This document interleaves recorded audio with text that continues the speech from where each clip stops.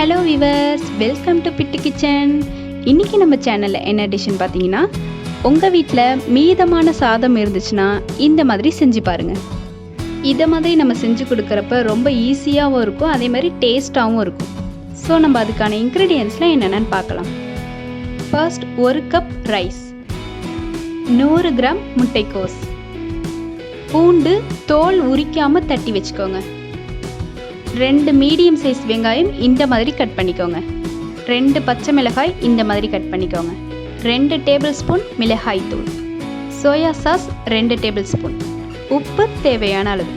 அவ்வளோதான், இன்க்ரீடியன்ட்ஸ்லாம் ஓவர். நம்ம இந்த டிஷ் எப்படி செய்கிறதுன்னு பார்க்குறதுக்கு முன்னாடி நம்ம சேனலை சப்ஸ்கிரைப் பண்ணுங்கள், பக்கத்தில் இருக்கிற பெல் பட்டனை ப்ரெஸ் பண்ணிவிடுங்க. வாங்க வீடியோக்குள்ளே போகலாம்.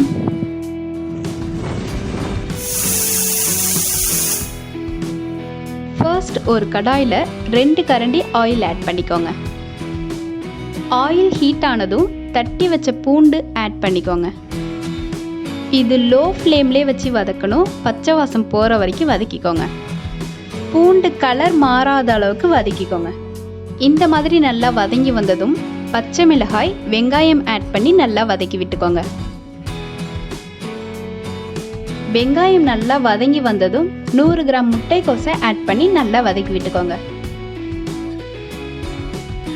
இப்போ 2 டேபிள் ஸ்பூன் மிளகாய் தூள், தேவையான அளவுக்கு உப்பு, soya sauce 2 tablespoon add பண்ணி அந்த முட்டைக்கோஸோட நல்லா கலந்து விட்டுக்கோங்க.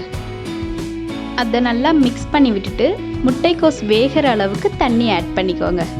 இப்போ ஹை ஃப்ளேமில் வச்சு இந்த தண்ணி நல்லா வற்றி வர அளவுக்கு கொதிக்க வச்சுருங்க. ஓகே, இந்த மாதிரி நல்லா தண்ணி வற்றி வந்ததுக்கப்புறம் நம்ம 1 கப் ரைஸை கொஞ்சம் கொஞ்சமாக ஆட் பண்ணி நல்லா மிக்ஸ் பண்ணி விட்டுக்கலாம்.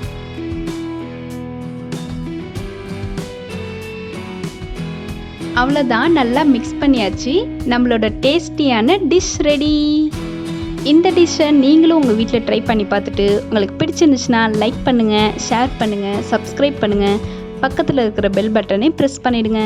தேங்க்யூ, பாய்.